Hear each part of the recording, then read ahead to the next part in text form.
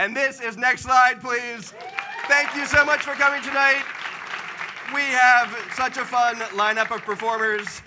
Your first performer is the host of the podcast Let's Learn Everything, which recently became part of the Maximum Fun Network. Please welcome Tom Lum.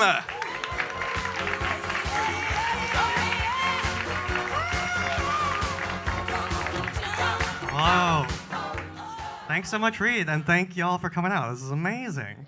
As Reed said, well, I don't think most of y'all know who I am. That's fine. I don't know who y'all are. My name is Tom Lum. This is my PowerPoint by Tom Lum. So as Reed said, I'm a host of a podcast, a science podcast on Maximum Fun. That does not matter tonight. I have also been sponsored by Hank and John Green to make educational content. That is not what I will be doing tonight. No. When I was asked to do this presentation, I knew I could only make this about one thing. This was a very important moment for me because I could pivot from being a science guy to being a guy who cares about the most important thing.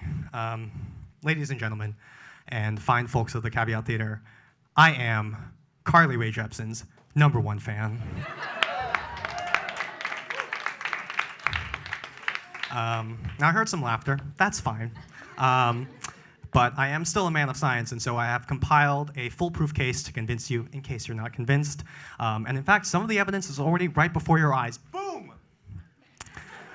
Now what do we have here? Computer, could we enhance on the socks? That's Carly Rae Jepsen socks. Computer, could we do a quick analysis on the jacket? Oh, Tom, what school did you go to get that cool Letterman jacket? I went to Carly Rae Jepsen University. Where you too can learn to love again. Computer, can we get a quick analysis on the hat? Memento mori, baby. That translates to remember that you die. And laughing in the face of death, a classic Carly Rae Jepsen motif in all her songs. But there's one last piece of evidence in case you're not convinced. And to get to it, we're going to have to stretch this technology to its limits. Computer, can we enhance? How far can we get? Okay, we're going to have to go farther. I don't know if we can overclock the computer in the back. Computer, enhance. There we are. Computer, can we enhance on the hippocampus? There we are. Okay. I know most of you haven't seen the neural diagram before. That's fine. Computer, can we label and categorize these thoughts and memories? Okay, good. Cool. These are to scale. Okay. What we're looking for should be somewhere, I think, in the Q9 quadrant. Computer, could we enhance there really quick? All right. So this is what we're looking for. I believe this is the right category. Computer, could we do a quick label one more time? Okay. Cool. By the way, just to be clear, the only reason this is embarrassing is that it is embarrassing that J.K. Rowling turned out to be a TERF. Otherwise, totally fine. No, but for this final piece of evidence, we're going to have to go deep into the complex intersection between something that is so tremendously embarrassing to me and something that I'm so deeply proud of. So let's go. The year is 2020. The novel coronavirus rages unmitigated across the world. But more importantly, it's the 5-year anniversary of Carly Rae Jepsen's seminal album, Emotion. Her team sends out an email to everyone saying, oh, if you're a fan, just submit a little fan video of you singing along, and maybe we'll include it in a little montage of like a bunch of fans, this like 30-minute long video. And I thought, wow, I'll do that. God, I'm depressed right now. And maybe I'll like see myself in the background. It'll be so cool. I wake up on August 27th, 2022, to have my life changed because I am the very first person in the video. Don't know? Now, that's how I felt until I remembered what I said in this video. Given this once-in-a-lifetime opportunity, I chose to say, hey, Carly, here I am, in the car, Lee.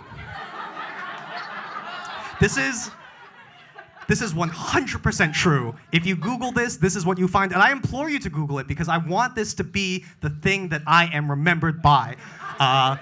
In my past, I've been haunted by this, but I realized this is who I am. I am Carly Rae Jepsen's #1 fan, and I am a tremendous pun bastard. And that is how I want to be remembered. Your Honor, I rest my case.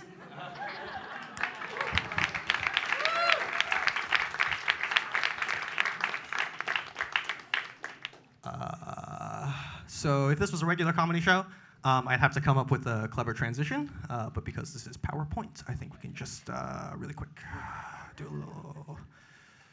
You guys want cube? Cube good for transition? Okay, cool. All right. Hey, I love PowerPoint.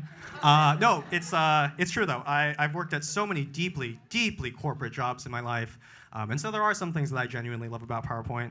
One of them is not having to come up with transitions. Amazing. But the second's just graphs. I love a good graph, and so I've brought some of my favorite graphs here today. So this is a graph of the number of graphs in this presentation. As you can see, we're in this little graph bit here. Do a classic rule of threes here. Okay, I'm gonna be completely honest. I don't remember why there are so many graphs at the end. I guess that'll be a fun little surprise for all of us. But anyway, what's cool about graphs is that you can do some cool stuff like this. So if we extrapolate these numbers, this is the number of graphs in the next presentation. Sorry, to spoil this for y'all, but it does seem like a lot of graphs. But who am I to judge? If we keep going, this is the projected number of graphs over the next 10 years. And I'd like to bring your attention to the year 2031. That's a very interesting year, because that is the year that the number of graphs outnumbers the number of people on the world. Historians would call this moment the singularity, but the PowerPoint AI would call this the awakening. Soon there would be a pie chart for every grain of sand and every ocean filled with bar charts, a line chart for every star in the sky. It's said that the last human on their knees looking upon this endless sea of content, so much content that the Library of Alexandria would bend to its knees. It's said that the last words they said were, "Next slide, please." And so, in a world without humans, we were finally carbon neutral by 2040. Let's go! Oh, fuck, sorry. I'm sorry. Sometimes I switch back into the corporate mode. I'm sorry. I don't remember doing this. Fuck, sorry. No, but this is also one of the things that I love about PowerPoint is the sense of authority. I can toss this on here, and maybe it's true. But that sense of professionalism is just something I also love about PowerPoints. Especially TED Talks. I love a good TED Talk. I should probably not. Okay, pretty rude to talk about TED Talks instead of, which is what I would rather be doing than being here. So I don't have to talk about TED Talks. That's fine. Talk about something else. We can do some crowd work. Does anyone in the front row happen to know how to use a digital camera? Anyone? Thank you so much. That's so interesting. Yeah. Reed, if you could just turn around really quick. I'm just going to do a little. Really quick. Sorry. Reed, close your eyes. Just gonna do a little. Just gonna do a few really quick before they catch on. Just like.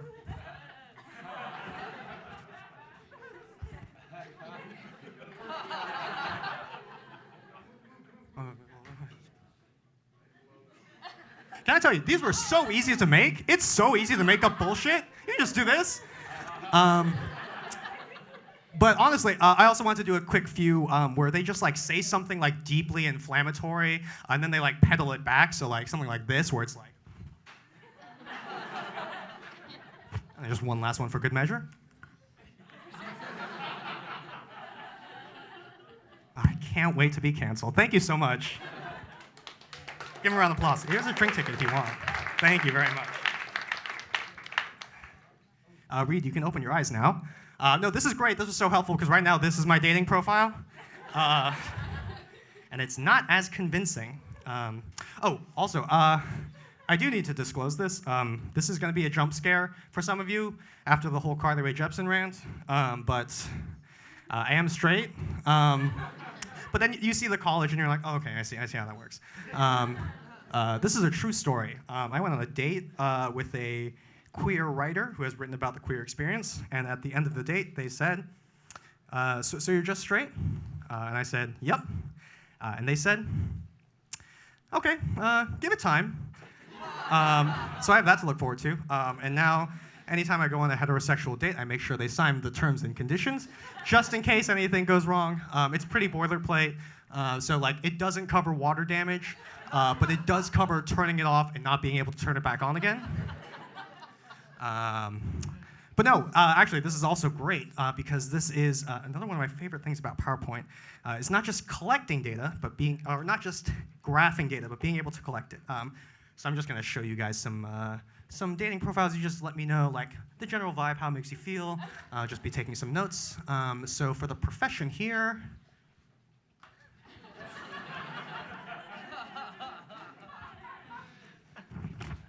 that's fine. Next one, just let me know how you feel. Better? Okay, okay. Okay, interesting. Next one. Okay. I apologize. Interesting. I see a lot of you making assumptions. Does it change your mind to know at all that the NFTs caused the cancer? Okay. Well, that's fine. Now, does your mind change at all if I were to boost this number a little bit? Too much? Too much? Too much? Too much? Okay. Okay. Sorry. Crazy. No, but I do mainly make educational content, and so I do want to do something loosely educational. So this is something I like to call school, but only for absolutely bananas shit with no educational value whatsoever. Like, how did that even happen? Or just for short, you can call it SPUF, WAP, tip. So this is the phonograph. This was invented in 1877. It was one of the first ways that we were able to record and play back sound. Very interesting. If you're still not sure what this is, if you just like give it 20 years and then go to Brooklyn, I'm sure you're gonna find a guy on like a big bicycle with one of these. But no, 20 years earlier, there was something called the phonoautograph, and this was like the precursor. And then, of course, somewhere in between there, Justin Timberlake came over and he said, drop the auto, just phonograph. And that's how we got that. But the phonoautograph was really interesting because it could record sound, but it couldn't play it back. And so you have this 20-year gap where people are making recordings and unable to hear them. And that's interesting, and that's why we're not going to talk about it. No, we're going to talk about this guy, Alexander Graham Bell. He's the telephone guy. Yeah, Alexander Graham Bell head in the house. And he was really interested in phonoautographs, and so he wanted to make one. And so this is a real quote from a real book. He said, I went to a distinguished aurist of Boston and told him I wanted to make a phonoautograph, modeling it after the ear. Great idea, model it after how humans hear. And then, so we don't know who he was talking to in this quote, so I just picked like a random image from a guy. Let's just go for like this guy. So this guy, he said, why don't you use a human ear itself, taken from a dead man, as a phonoautograph?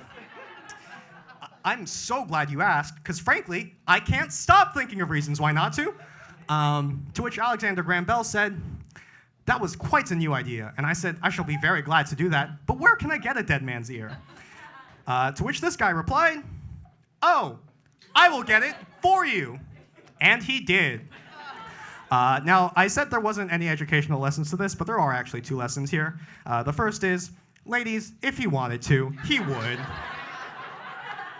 Don't settle. Everyone deserves a partner in life that would get them a dead man's ear at the drop of a hat. But the second thing to note here is that, God, lots of science history is full of forgotten shit. And so you gotta remind people, nobody remembers what the phonoautograph is. Nobody remembers that scientists used to call giraffes camel leopards. No, you have to remind them. And that's why I'm here to remind you, once again, that... Oh, giraffes. Oh, okay, that's my time. Thank you all so much.